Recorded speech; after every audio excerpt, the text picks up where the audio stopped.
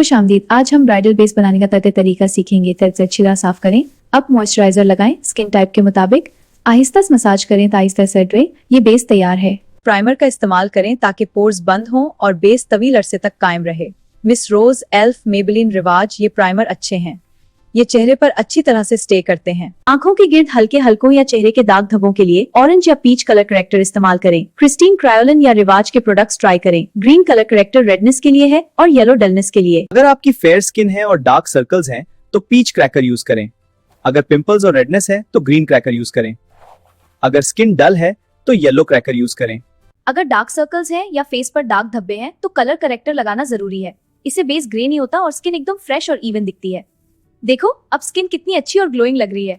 Base की बुनियाद के लिए क्रायोलन पेंट स्टिक या किसी भी अच्छी फुल कवरेज वाली फाउंडेशन को क्रायोलन का क्रिस्टीन टीवी स्टिक या टीवी पेंट स्टिक एक फुल कवरेज फाउंडेशन है जो ब्राइडल और पार्लर कप में बहुत लास्टिंग होता है। टीवी स्टिक लगाने के बाद अच्छा सा फाउंडेशन चूज करे अपने फेस का लाई। अगर ड्राई स्किन हाँ तो ड्यूई फाउंडेशन का यूज करे। ड्राई स्किन वाली फाउंडेशन पर ड्यूई लिखा होता है। ऑयली या कॉम्बिनेशन स्किन के लिए हमेशा मैट, ऑयल फ्री और लॉन्ग लास्टिंग फाउंडेशन बेस्ट होती है। अगर आप क्रायोलन टीवी स्टिक यूज कर रही हैं तो उसके बाद यूजुअली अलग फाउंडेशन की जरूरत नहीं होती क्योंकि टीवी स्टिक खुद ही फुल कवरेज फाउंडेशन होता है। कंसीलर जरूरी तब होता है जब डार्क सर्कल्स हों या फिर एक्ने मार्क्स हों और अंडर आई ब्राइटन करना हो। अगर स्किन क्लियर है तो कंसीलर स्किप भी कर सकती हैं। आंखों के नीचे और हाईलाइट करने वाले हिस्सों पर हल्के शेड का कंसीलर लगाएं। इसके लिए कंसीलर ट्यूब खोलें, उंगली पर थोड़ा सा कंसीलर लें। अब आहिस्ता से दबाएं और मला लें।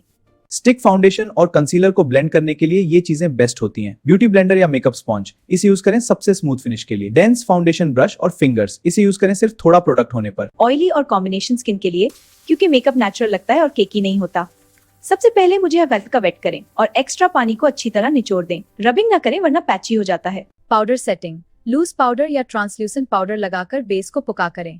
पहले ब्रश को कंटेनर में डबोएं, फिर चेहरे पर घड़ियाल की समत में लगाएं। ये बेस को पुका करता है। फिक्सिंग। आखिर में मेकअप फिक्सर स्प्रे ताकि बी स्प्रे करें।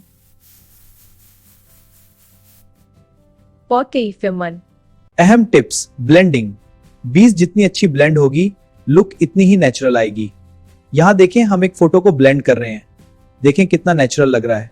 सबसे पहले अपनी आईलिड्स पर हल्का सा कंसीलर या फाउंडेशन लगाएं और उसे पाउडर से सेट कर लें ताकि आई शेडो के रंग साफ नजर आएं। ये स्टेप्स फॉलो करें और परफेक्ट बेस बनाएं। किसी भी हल्के रंग का आई शेडो मसलन लाइट ब्राउन या पीच लेकर क्रीज आंख का फोल्ड होने वाला हिस्सा पर गए और अच्छी तरह ब्लेंड करें।